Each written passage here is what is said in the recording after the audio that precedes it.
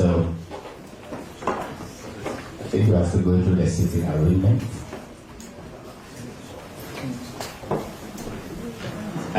Good afternoon, distinguished compatriots and friends of Ghana, and to all our viewers online. I think we have, Martin, how many people do we have online now? We have close to our 100 people watching us online on Zoom. So good afternoon. Oh. Good afternoon. And a very warm welcome to the Chancery of the Ghana High Commission to the UK.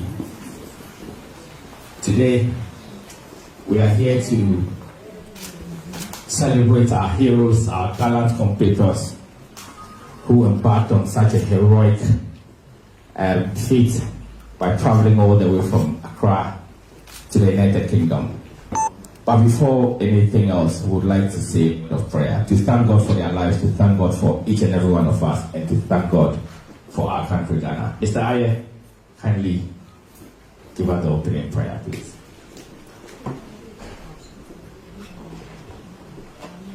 Please let us pray. We bless you, God, for a wonderful day like this. This indeed is a doing of the Lord, and it is marvelous in our sight. We are most grateful for bringing our brethren all the way from Ghana through all the places they passed and arriving safely here. We thank you for traveling mercies. Cause this our meeting to yield fruitfulness. We shall be careful to give you back your praise. In Jesus' name we pray. Amen. Amen. Thank you very much. Let's put our hands together for Mr. Aye. Today, essentially, the High Commissioner, Excellency Papa Akoma, decided to host our compatriots and to get them to meet all of you and to meet the press. So at this point, I'd like to hand over to His Excellency Papa Akoma, Ghana's High Commissioner to the United Kingdom of Great Britain and Ireland. Let's put our hands together. Thank you very much, Mr. Numikabo.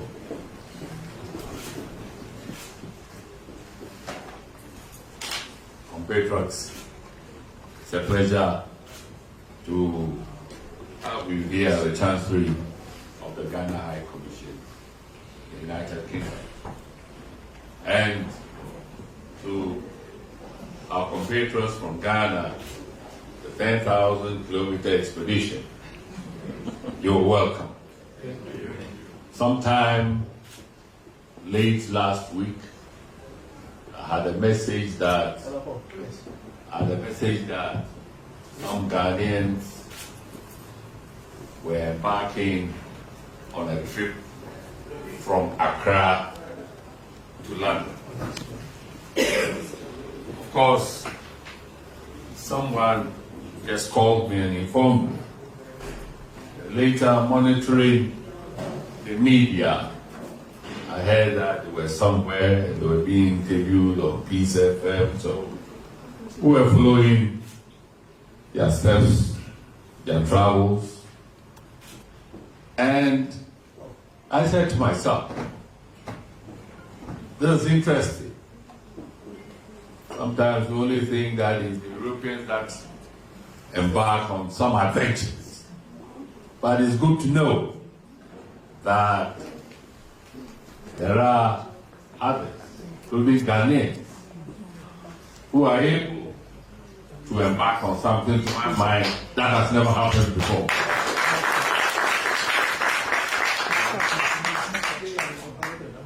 And of course, we heard they were coming across the channel. So, staff of the mission, together with many Ghanaians and others, met them. And I felt that it was right and proper, as a representative of Ghana in the United Kingdom, to invite them home. Hence, their presence here this afternoon. And of course, I thought that this should also be an opportunity for all who are interested in coming home to be able to do so. So it's not only the media, other compatriots, and I think others online have the opportunity to also interact with them. But I don't know, you will tell your story. But for me, as a representative of Ghana and the staff, I must say that we are very proud of you.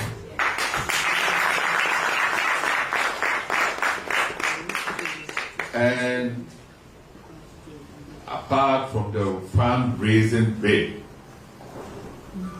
which is laudable, you also represent the Ghanaian spirit.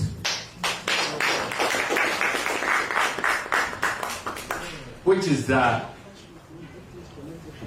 you may be in Ghana, but you can conquer the world. You may be in Ghana, but you can also be competitive globally. You may be in Ghana when you dream and you are focused, you can achieve it. These are some of the values that we take from this expedition of yours. It also tells us that as Ghanaians we must dare. We should not limit ourselves to our comfort zone. We must dare.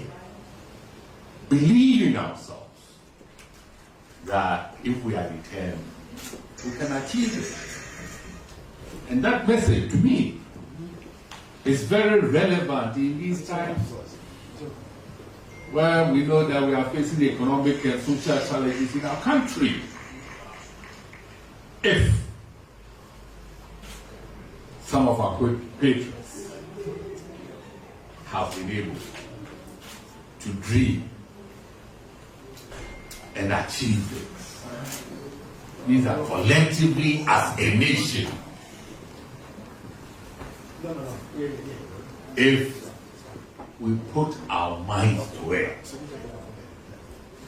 we can make our nation a place where others will come to see great things that we are doing. We have here Deputy High Commissioner, this is Rita Tanini, and the acting head of Chance Minister Councillor, Dolly Pokudapa. And we have Rear Admiral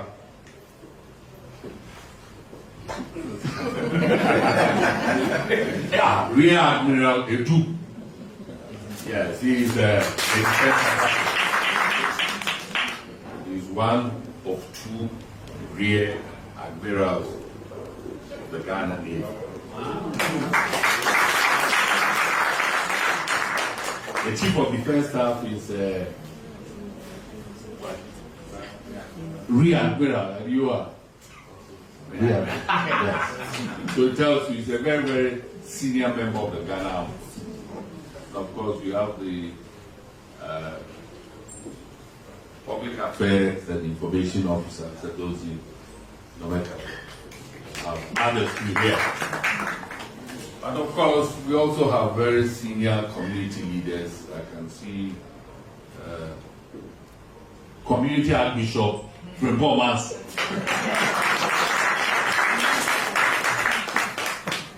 And then Senior Council, Mr. Owusu Yanoma. And a member of the leadership of Ghana Union UK. And also I think the senior social workers here. But you're all welcome to the High Commission. I know that it's not always that we are honored to have you here, even though our doors are always open.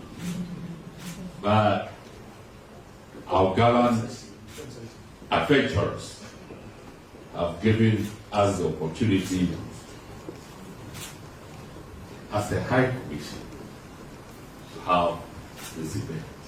So I call on the leader of the delegation to introduce yourself and you tell us the story that motivated you to embark on this perilous journey. You know that some people go through the Sahara by road, etc., and they get lost. Others, they cross the Channel, but you were able to sail through many countries.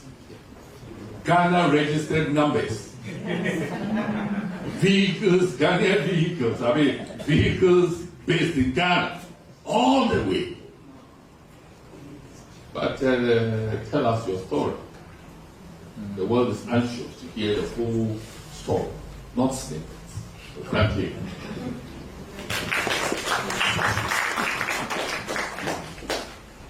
Thank you, Your Excellency, for your kind words and for how welcoming all the Ghanaian community here have been to us. We really, really appreciate it. I would like to start by introducing the members of my team. Over here is Kwame Ampofo-Pepra. He runs a real estate company and is my business partner and brother. I am Kwabena Pepra. My brother here is Kwabena Ayubi. He is in the banking industry. My other brother from another mother is Koju Saka.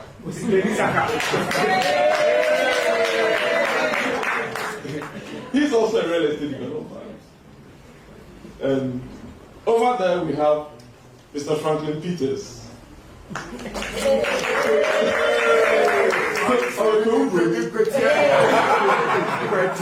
Yes, he runs a printing and advertising firm in Ghana called Inkit.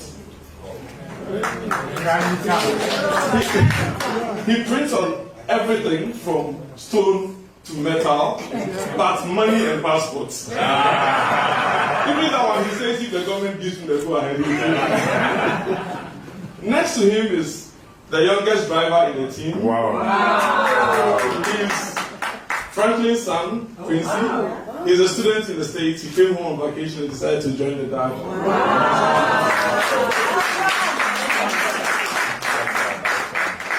Then we have Kojo Ayubi, the brother of Kwabena Ayubi. So it's a family affair. Then next to him is Mr. Ed Cyprian. He entered their house and took their sister. So he's the brother-in-law. The gentleman there is Kojo Fraka Asante. He lives 50% in Ghana, 50% in the UK. And he's our brother supposed to be on the trip with us. Something's held him back, and he said he wouldn't miss it for all the gold in Ghana. So he flew in yesterday. And he's working us in his house down in Chelford. We are very happy to see all of you. This adventure didn't set out like this. It was a simple thing. We were trying to tick a few boxes of our bucket list. And somehow, when we started, it gained a life of its own. It grew bigger than we ever anticipated it to. So along the line, we found a charity that we all believed in and decided to use all the popularity being gained to advance that cause, because we are all benefiting from it in Ghana. Mr. Kwabena will tell you a lot more about the charity. But we are a group of friends. We do travel a lot. We've traveled the length and breadth of Ghana for the last 3-4 years. We have planned to do this trip as part of our bucket list sometime in 2020. And then COVID hit, and the doors were locked. We couldn't go anywhere. So during that period, we just ended up running around the country. We hear of a funeral somewhere, and we just go, whether we know the person or not. Yes. We went around the whole country so many times. So the borders were open, and we rekindled that decision. Charlie, let's do it again. This my brother, when I say let's go, he says, Brahma Ekrado. Then we kick it. So we started talking about it again, the preparation, the research, and everything else we went through. I must say the Ghanaian missions on our route have been very, very, very supportive. They have carried us along everywhere we've gotten to. They've met us, hosted us. I mean, they just prepared the way for us. So I would like to thank the Ghanaian diplomatic community for that. And we would also like to thank, there's a man here, Daniel, yes. Yes. Daniel, we don't know him anywhere. He just called us out of the blue that I've heard you're coming and I want to help you people through the system. Daniel hosted us when we arrived. He organized a welcome party. He's done so much for us, and I'm very grateful. I wouldn't want to talk too much because for now, our focus is on the charity, Yubima. And I would like Mr. Iribi to continue with the charitable aspect of all of this. As far as the AG, we should continue with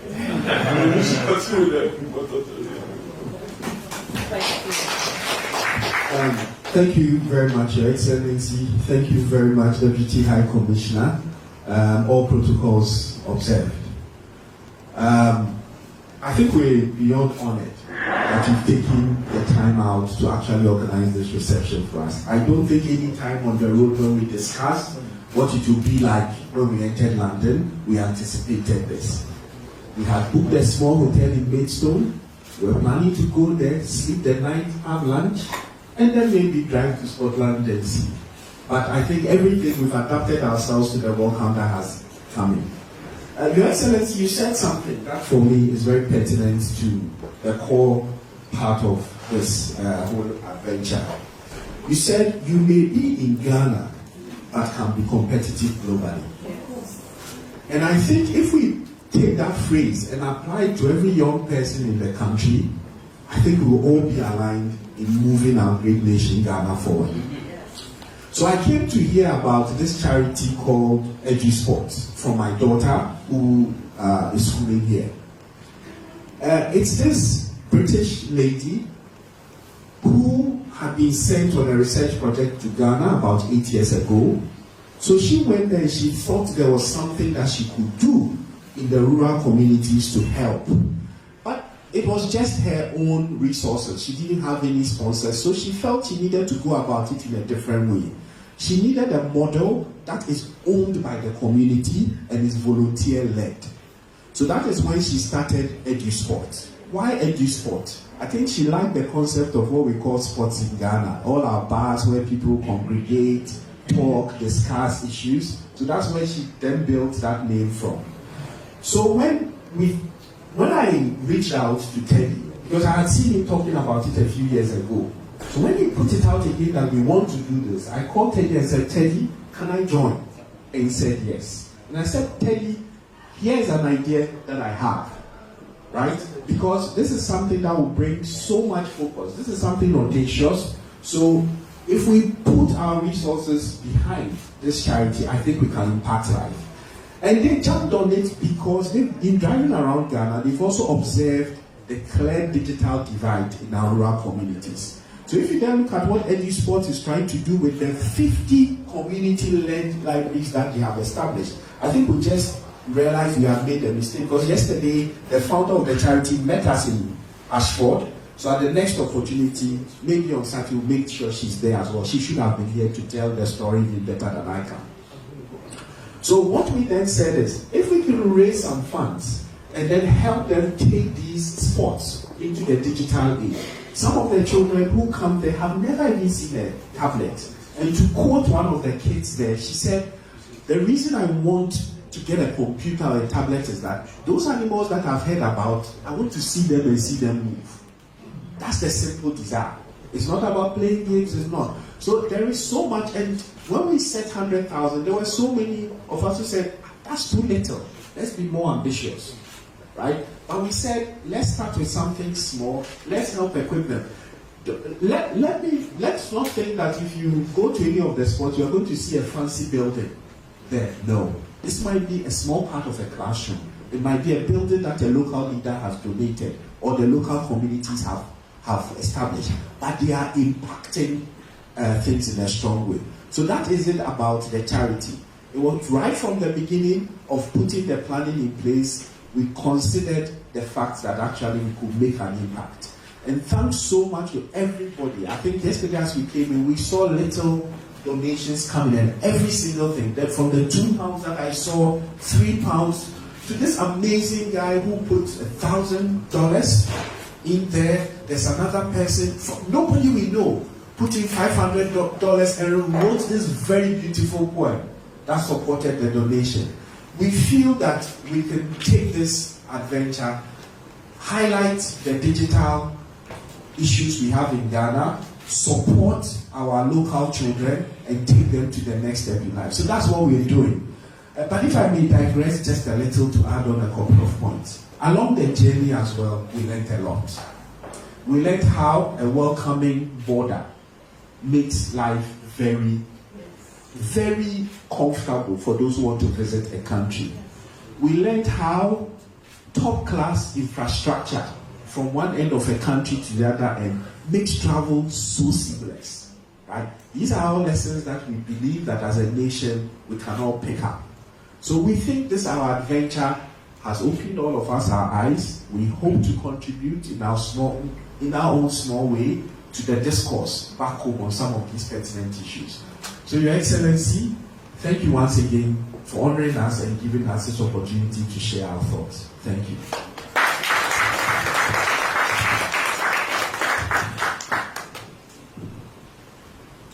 Thank you very much, Your Excellency. Thank you very much to the Wanderlust Ghana crew. Your story has been an amazing one. And as the High Commissioner did indicate, we must be daring and we must dare to do. Anybody from the delegation wants to add a couple more? Quincy? Quincy is the star boy of the... Quincy, you want to come on, say something. I want to say thank you very much for having us. And it's been an amazing trip and we've learned a lot. Thank you. Thank you very much, Quincy. Time is fast, but at this moment we have the press, the media here. Probably you will ask a few questions about how the whole thing went from Mali to Morocco to Spain, how it all panned out. So I want to open the floor for the media to come with their remarks, suggestions, and questions. Who's going to have the first go? Okay, all right. Hold on a second. Thank you. Nana Checho, the Nana Checho show on Omega TV. Stand up.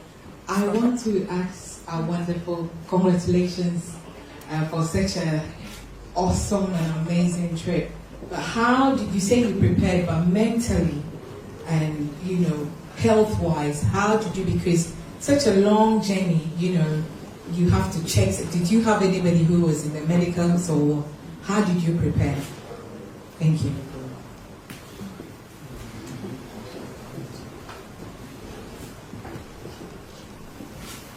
Good afternoon and thanks.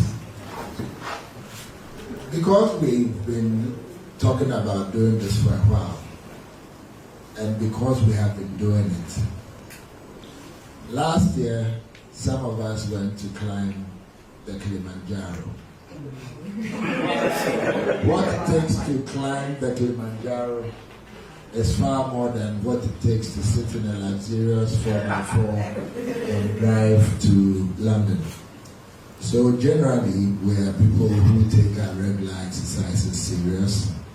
For this drive, we made time to stop. We had pit stops to buy fuel, to catch a snack, to stretch. We spent our evenings sleeping. We slept the average of 6 hours every night, so that we'll be able to do the long drives we were doing. In planning, we spoke to people who had done the journey from Europe to Africa, a number of them, and the advice they gave us is priceless. It really helped us in our counter plan to come from Accra to London.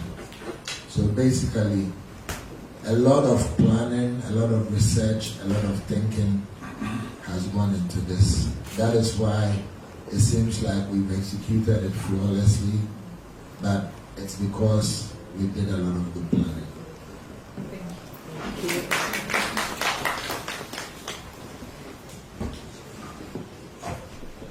Any more questions? Okay, we have one hand here. Thank you very much. I'm Lovely Amma from Omega TV. We host community news every week with Archbishop Frimpong Manso, and I also do interviews. Thank you very much for putting Ghana on the map once again, and congratulations to you on your journey. I have two in one question. The first one is, why was it kept a secret when you started the journey? Because I feel like it would have been more out there, the news, more money would have been raised for the good cause that you are telling us about now. And I wonder why nobody knew until a couple of days back when it became a world news. Number two, what were the biggest challenges you faced on the journey, and how did you deal with it? Thank you very much. Okay, so two questions. Why did you make this public from the outset? Secondly, what were the challenges encountered on the journey? Two questions. Thank you for that question, or those questions. I'll handle the first one, and now I'll handle the second one. We knew we were going to travel through quite some trouble spots. Within the sub-region, there are certain areas where a few challenges are ongoing. And so we didn't have to draw any attention to ourselves that we were available to be taken for any reason. So first of all, from a security standpoint, we had to fly under the radar and get out of the trouble spots before we could start telling our story. So that's why we didn't make any noise about it. Yeah, thanks. In terms of the challenges, I think the challenges in and of itself were some of the valuable lessons that we picked up.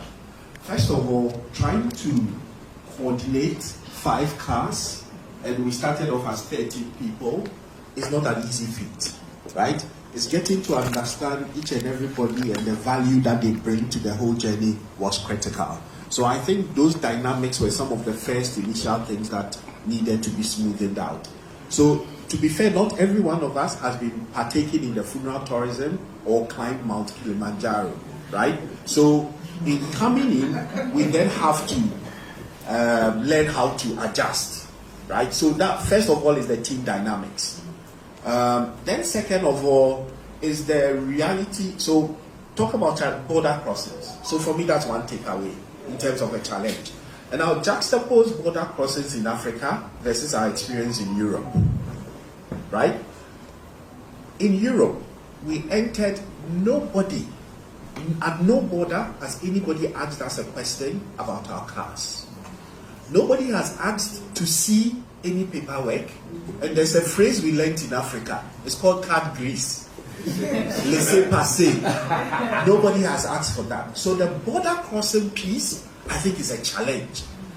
Entry and exit in our sub-region or in our region is difficult. It's difficult even amongst the ECOWAS community. It is difficult. So that's the first thing that we can do for ourselves as a people, is to ease movement.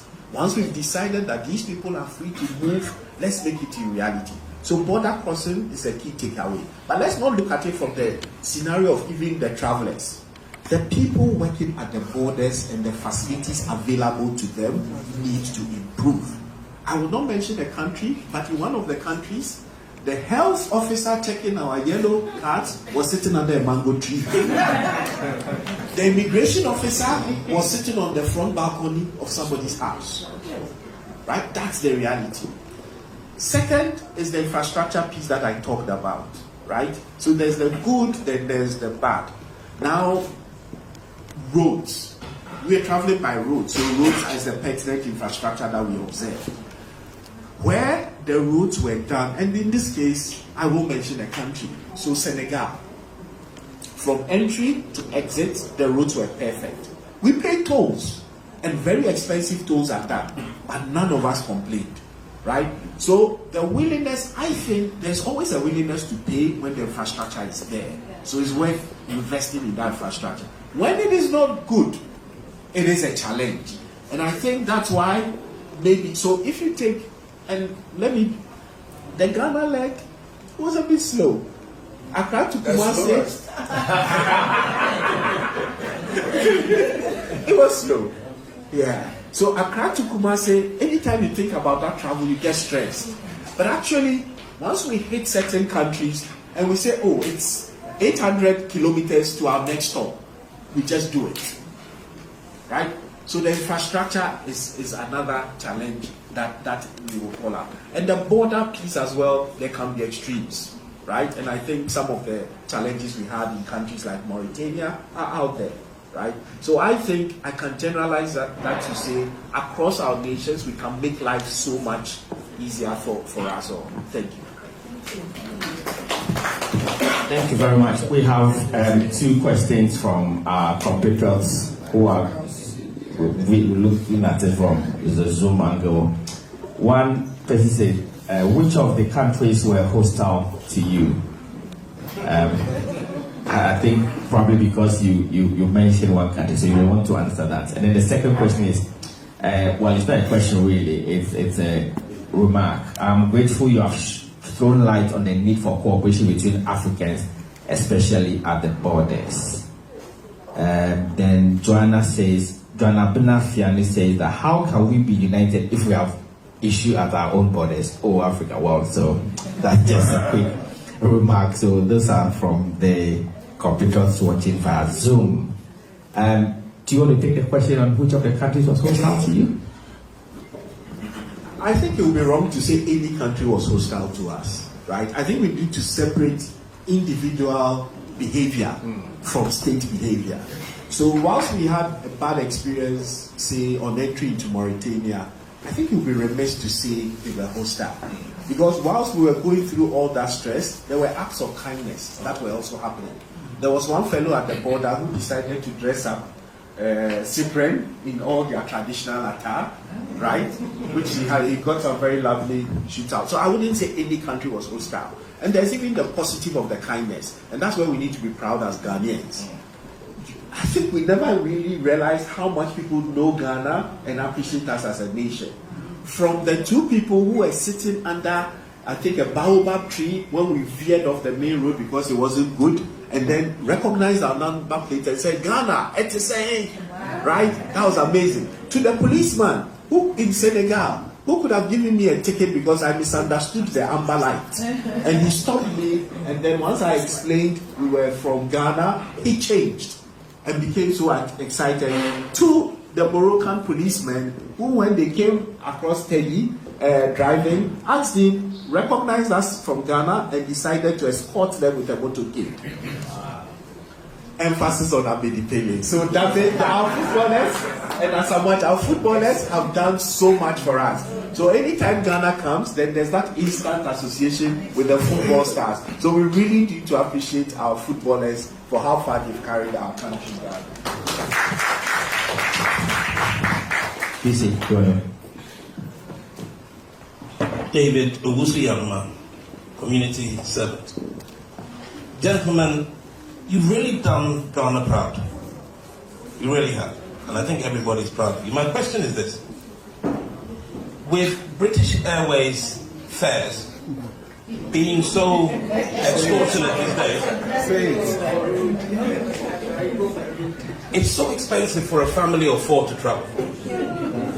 Do you see a business that you guys have launched whereby families will be able to travel to Ghana by coach?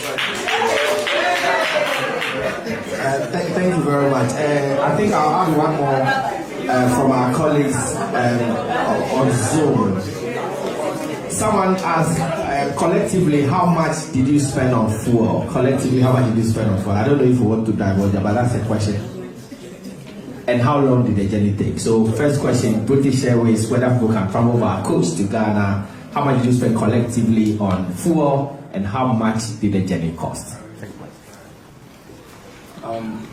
As it is with, you start to build your own house, and you usually have a budget.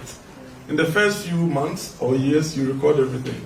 It gets to a point, you just throw it out. You forget about recording. So the truth is, I don't know how much you spent so far. That's the honest truth. I haven't had time or contemplated me putting it together.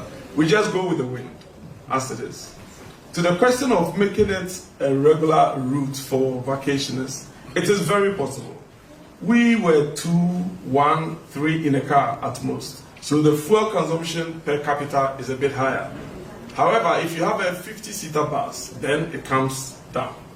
It's going to take, we took 16 days to get to Dover, right? And we drove very fast, where the route permitted. So for a coach, that's going to be extra longer. And then you would figure out someone has a vacation for, say, a month, and he's going to spend all of the month on the road. So that is the part which may make it a bit, yeah. But if you really want to do that and you can dedicate the time, it's relatively easier to do that. And it's going to be cheaper when you have more people together. And it's going to be beautiful. There's a lot of beautiful places to see. On the drive to London from Accra, we have seen some very beautiful parts of Africa that you would never see but if you travel Africa by road. It's an ardent hope that people will take it on for their vacations and drive around Africa. Thank you very much. Another question. How did the families cope with this decision, especially those who have kids from Obaya? And Bridget asked, was there any point where you had regrets, where you asked, oh God, what have we done? Who's going to take that? I can take that for you. Mr. Peters. Oh, Mr. Peters. Oh, you had regrets. I didn't know that. No, we didn't have any regrets. We actually enjoyed the trip, and driving through the desert was very, very treacherous. There was no sign of life anywhere, and it was windy and the sun blowing on us. So, but we actually enjoyed it. No regrets. What did your family think? Yeah, family. Oh, my wife supported me. If not, I couldn't have brought my son. She gave us full support. Yes. All right. Any more? Yeah. Oh, okay.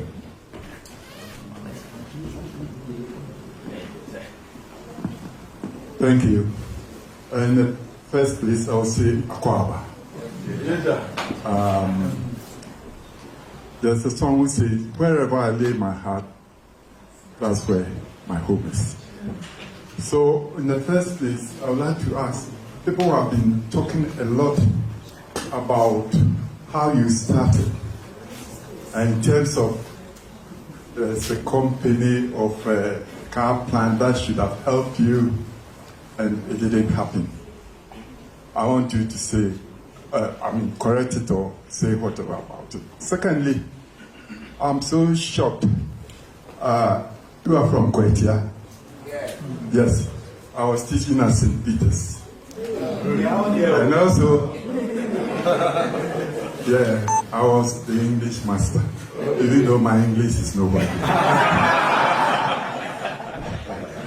The third point is that I heard rumors that either your father or your mother, they are from Agunan Sabah.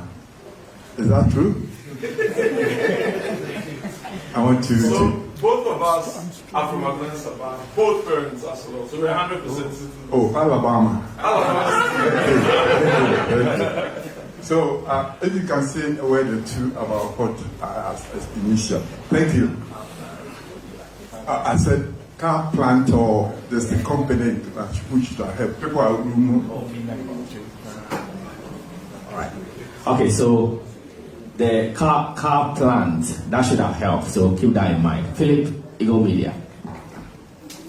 So hi, my name is Philip Osayre. I'm the Chief Executive at the Eagle London Agency. And welcome guys to London. A great and exciting expedition you guys have undertaken and put Ghana on the map. I mean, I know people all over the world are asking, and admiring and probably wanting to do the same. But I think an action like this will require a united team with vision, with one mind and focus. Can you share how you were able to come together as 13 people to really agree on a common cause and see this through to success? Thanks. Okay, so you need a plan. Question number 2. Hold on. Let me go to Osafo from Format. Thank you. Hallelujah. Everybody say amen. I used to say, this is my story. So you have got a story. First of all, I just want to congratulate you for this adventure. And also thank God for the High Commissioner for hosting you today. You know, one thing you have done is we can make it. You have done it. And you have put Ghana on a high platform. Everybody is talking about it, and we appreciate it. And it's an example for everyone to just make that decision. Because always there's wilderness before us. Even from Egypt to Canaan, instead of 13 days, it took them 40 years. But they were able to go to the promised land. So I just want to thank God, because I remember I was illegal here. And I was a strong Labour Party activist. And I made application to become an MP. And I was sitting at the office, 80, somebody called me, the late Jabba. He called me, Archbishop, can you support a lady who's going to compete for the by-election? He said, let her bring a CV for me to read it. So the lady posted it and read it. And I said, if he's going to be MP, also can be MP. And I took the challenge, the same thing. I took that and called the bar office in there. And I said, can you drop me the by-election form? So they drop it. And out of 65 candidates, I was along the last 16. And the day I was going to interview, I told God that if Joseph had been the prime minister in Egypt, in prison, so I can be an MP. And the same challenge you have done. So just want to thank you, Lord, that you are situated. It's going to enhance the challenges, and all those who are in fear, they will come up. And the support, we are going to, as on Omega TV, I am a community leader here. We are going to sell the vision, especially for the rural areas where you want to develop. And then we have been learning a lot, so we're going to support you. God bless you. Thank you very much. So the question about car companies that approached you for help, it's been rumored on social media. Thank you for that question and the opportunity to explain what actually did happen. Like I said, we've been thinking of this for a long time, and we've done lots of other road trips. And we do them with good cars. Cars we acquired ourselves. We didn't beg anyone for a car. It's when we were really about to set forth on this mission that we considered, would it make sense, since we all promote made in Ghana, if we added something made in Ghana for the props? So we agreed. I mean, it was a no-brainer. So we agreed and made efforts to speak to several car companies. Now we've got a few of them in Ghana manufacturing. So we spoke to a lot of them. On the whole, many didn't really take it seriously. They give excuses. But there's one particular one who we never even got the opportunity to meet the CEO because he was always busy. We made several attempts. His PA would say, oh, he's busy, he can't meet you. I'm also very busy. So at a point, and I've got a vehicle to do it anyway. So I said, okay, his loss, not mine. And we left. When we posted part of this story, he went to town on social media. I'm sure we all know what we're talking about. Yeah. And he's made a lot of noise. I reached out to him inbox and said, bro, you're a businessman. I'm a businessman. Let's not do this in public. So this is the story. If you didn't get it, then you have someone who's a gatekeeper. Because all the efforts we made are there, we can share it. But let's end it here. It's still not ended, but we have ended it. we're not going to say anything about it.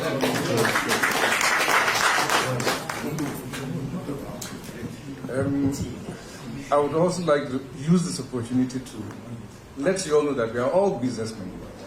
The attitude to plan and executing that we brought to this is the same thing with Kasa because it's an history.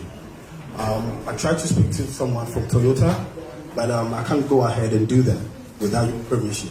So I think from here today, we can come together and do something with Toyota so that you can get much funds to help your charity. And I also support that.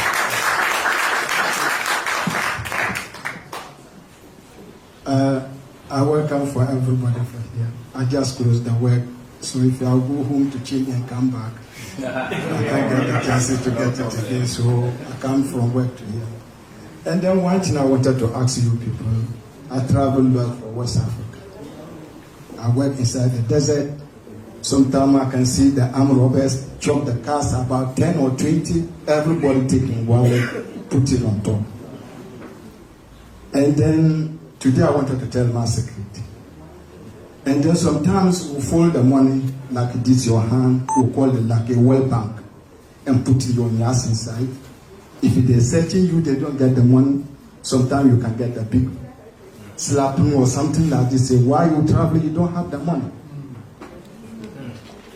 And then you keep quiet. Sometimes if you don't take time, they get some flour to put it inside the water to give it to you to drink it. Just in 10 seconds, you go to toilet. So the way I hear say that you people travel for that place, must carry my everything for that armed robbers. Because of sometimes they can chop the cars about 10 or 15, they don't care for anybody.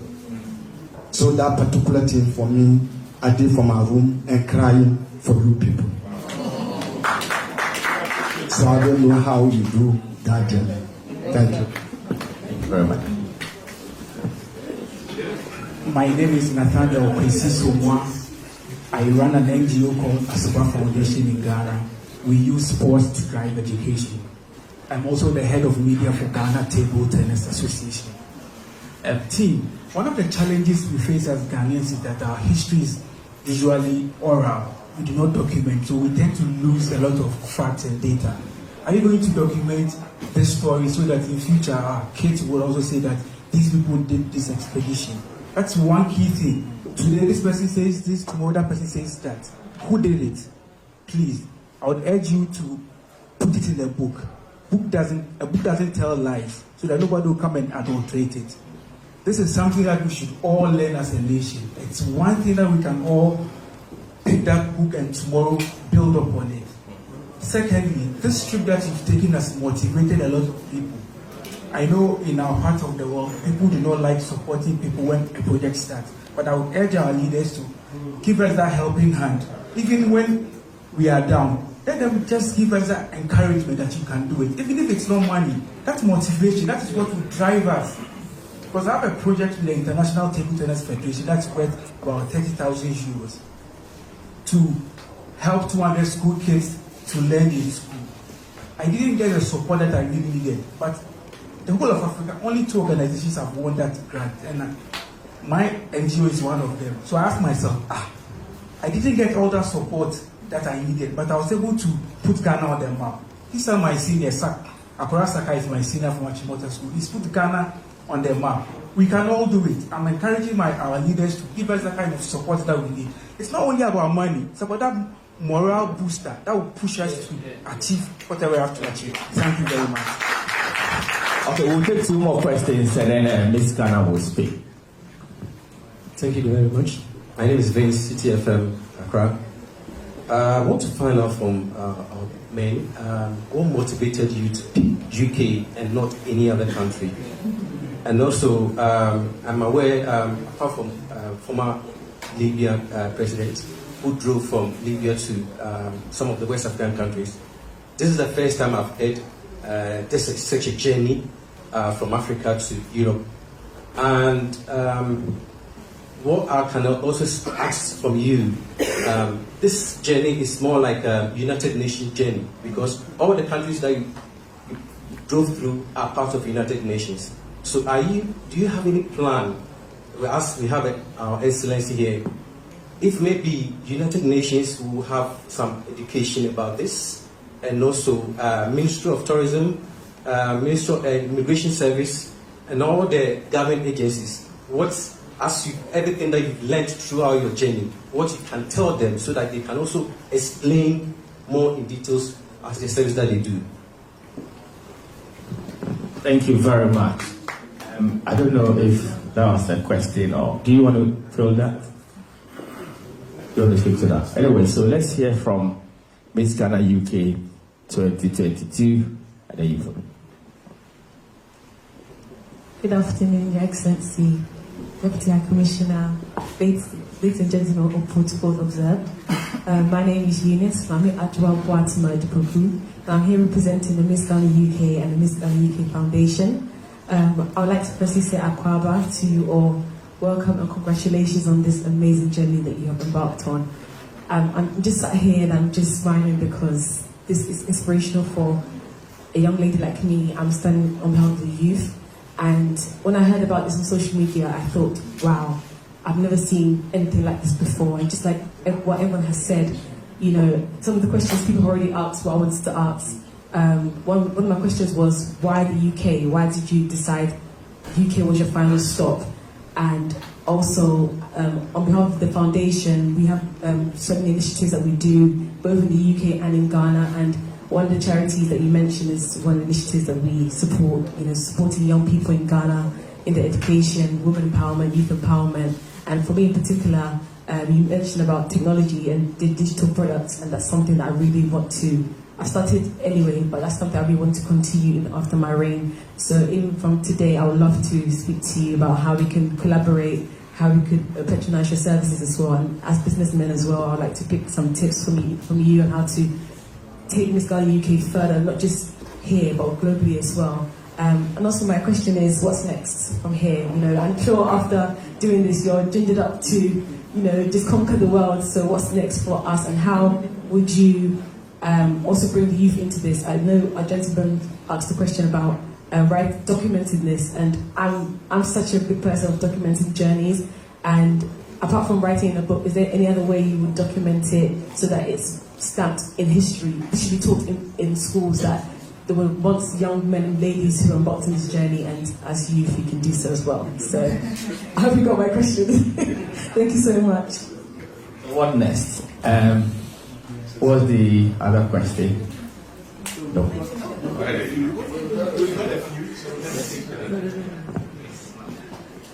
Good afternoon. I'm Letitia Indra from MQA. Congratulations for your mission. You've just done 10,000 kilometers. Again, it was a question she asked, what's the next? Are you going to do 15,000? Right, so what next? What next? On a lighter note, what next? We need to get back and make some more money. That's on a serious note. We need to sell more houses so we can keep spending on these explorations. But more seriously, why the UK?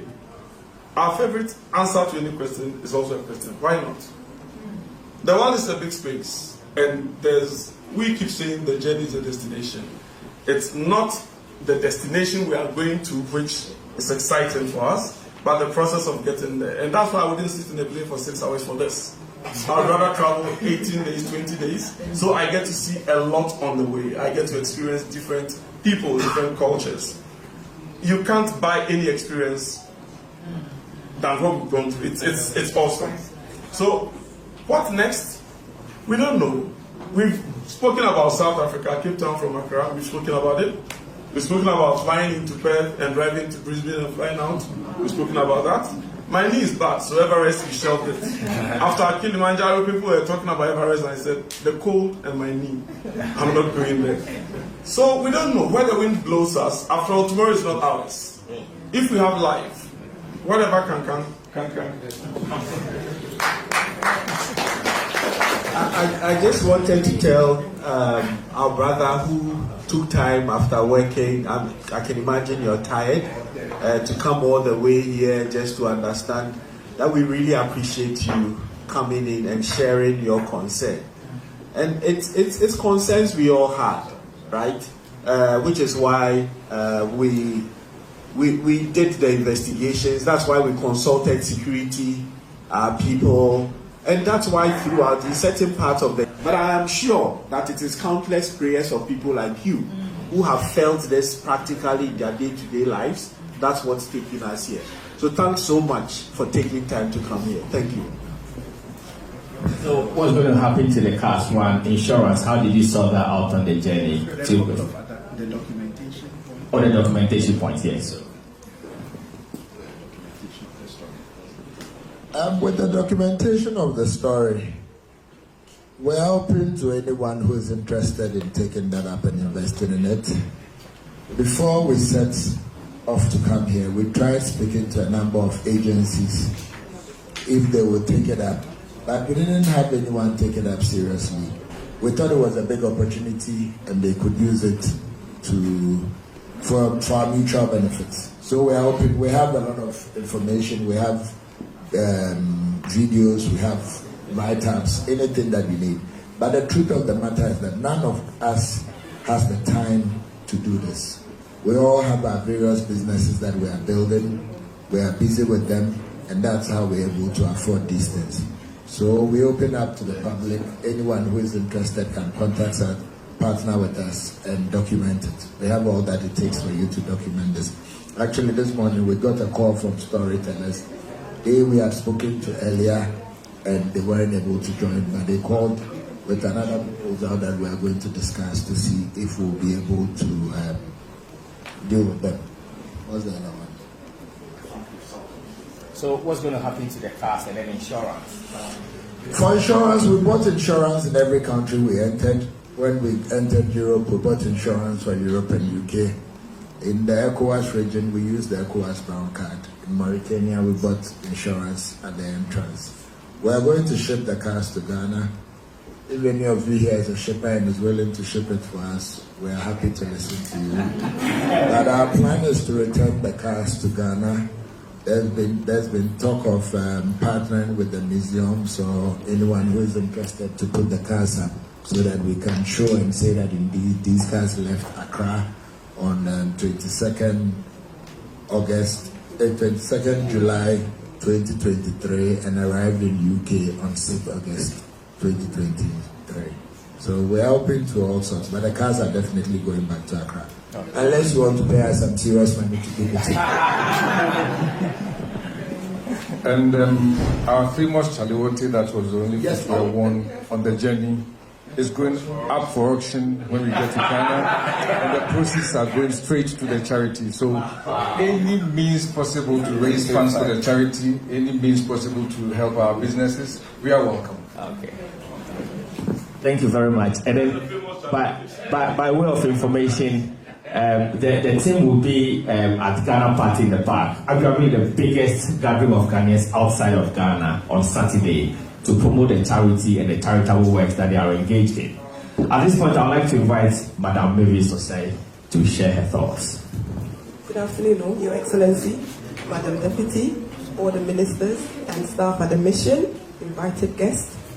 I'm standing here on behalf of Dennis Terrier, CEO of Aquaba Group and Party in the Park.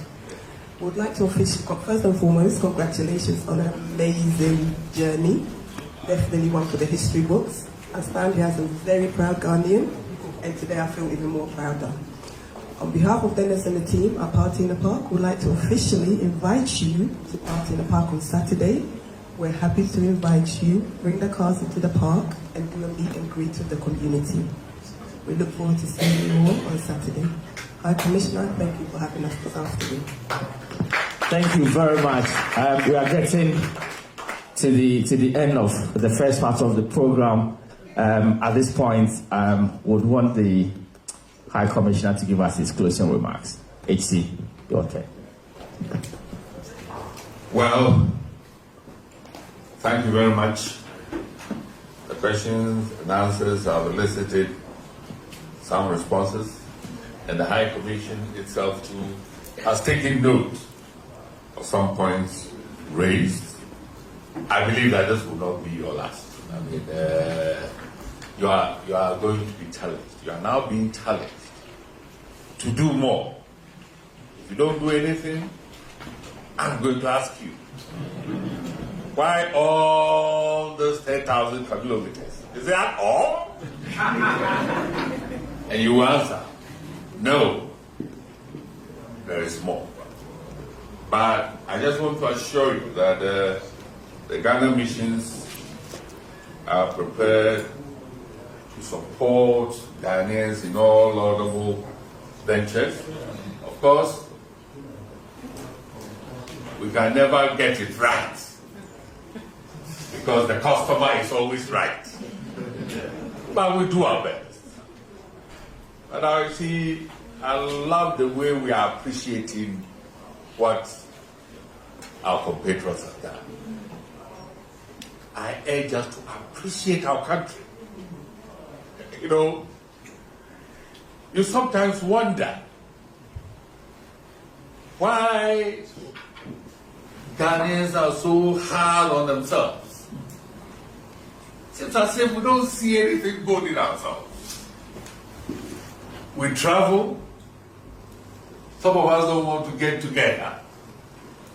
We don't want to be part of a community because, oh, Ghana for hiding, one back account oneself, one back into us, we hear all these things, but look, we have no other place.